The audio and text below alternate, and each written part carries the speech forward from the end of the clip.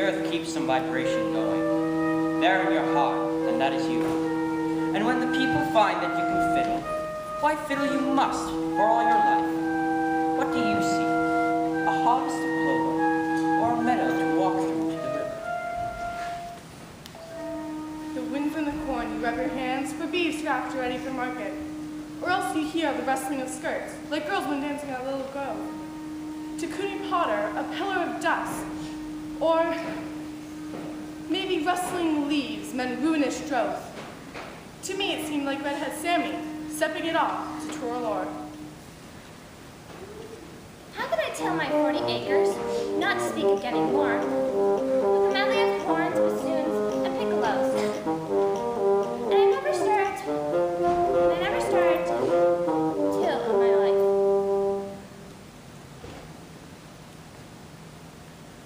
I ended up with 40 acres.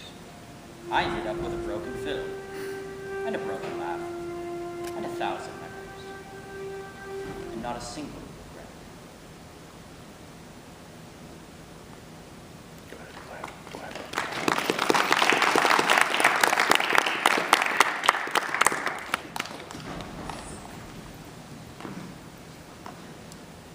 For love was offered me, and I shrank from my disillusionment.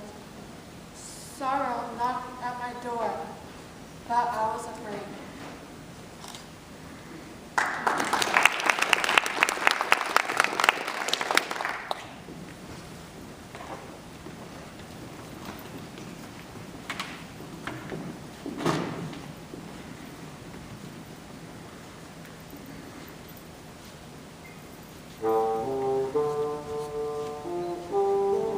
Your red blossoms bloom, age, green leaves are drooping, beautiful geranium.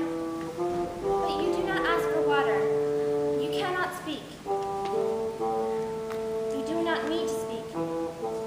Everyone knows that you are dying of thirst, yet they do not bring you water. They pass on, saying, "The geranium wants water." And I, who had happiness to share, and long to share your happiness.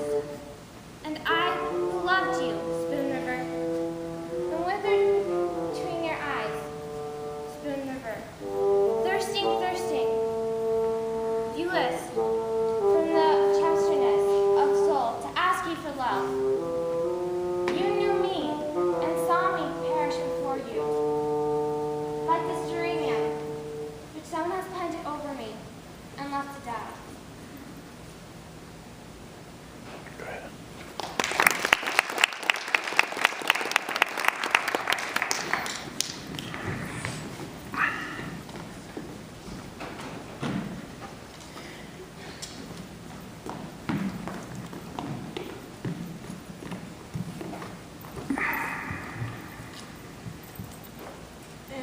In youth, my wings were strong and tireless, but I did not know the mountains.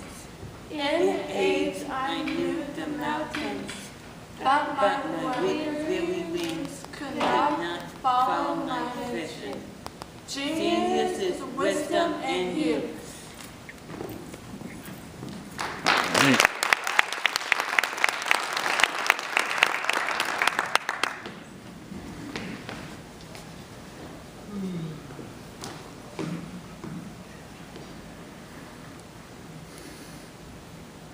Herbert broke our engagement of 8 years when Annabelle came back to the village from the seminary.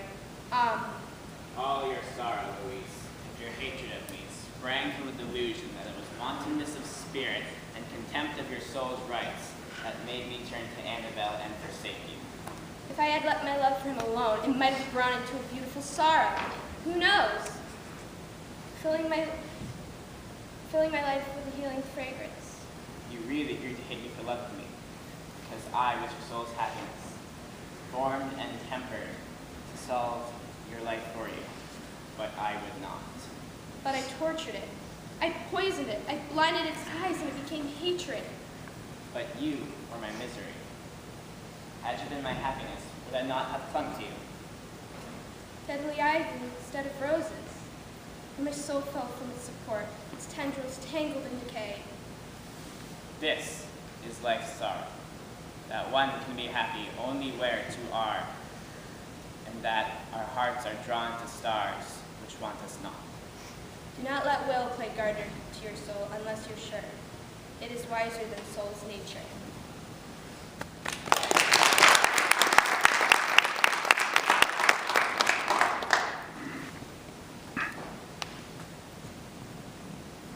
Have any of you passers-by ever had an old tooth that was an unceasing discomfort? Or a pain in the side that never quite left you? Or a malignant growth that grew with time? So that even in the profoundest slumber, there was this shadowy consciousness or a phantom thought of the tooth, of the side, and of the growth.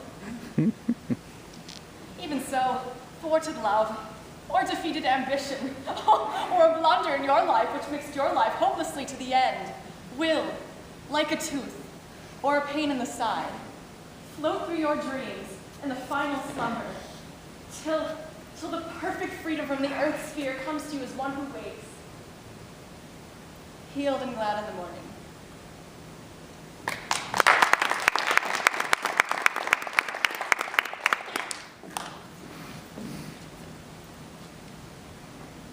The secret of the stars, Gravitation. The secret of the earth, layers of rock. The secret of the soil, to receive seed. The secret of the seed, the germ.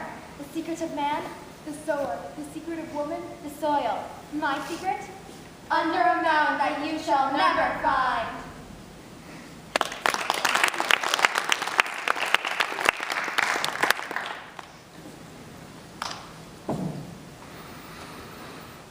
She took my strength by minutes.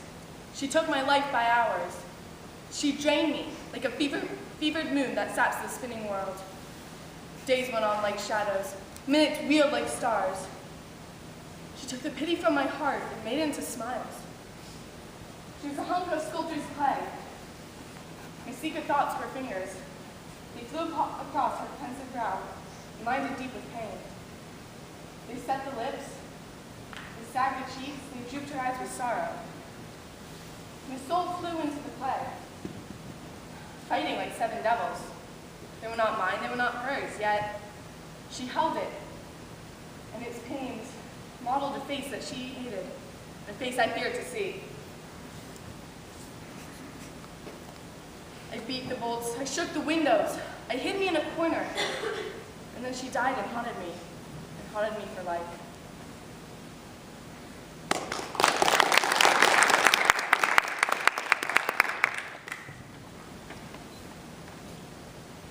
I went to the dances in Chantilly and played staff out in Winston.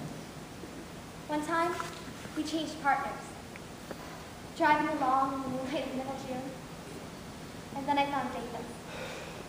We were married and lived together for 70 years, enjoying, working, raising 12 children, 8 of whom we lost ere I had reached the age of 6. I spun, I wove, I kept the house, I nursed the sick, I made the garden, and on holidays, rambling over the fields where sang the lark, and by Spoon River, gathering many a shell, and many a flower medicinal weed.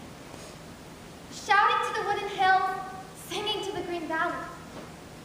At 96, I have lived enough, that is all, and passed to a sweet repose. What is this I hear of sorrow and envy? Anger, discontent, and drooping hopes? Degenerate sons and daughters. Life is too strong for you. It takes life to love life. It takes life to love life.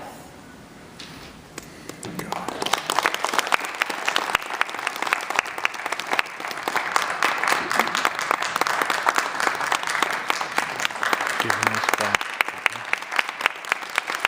All right.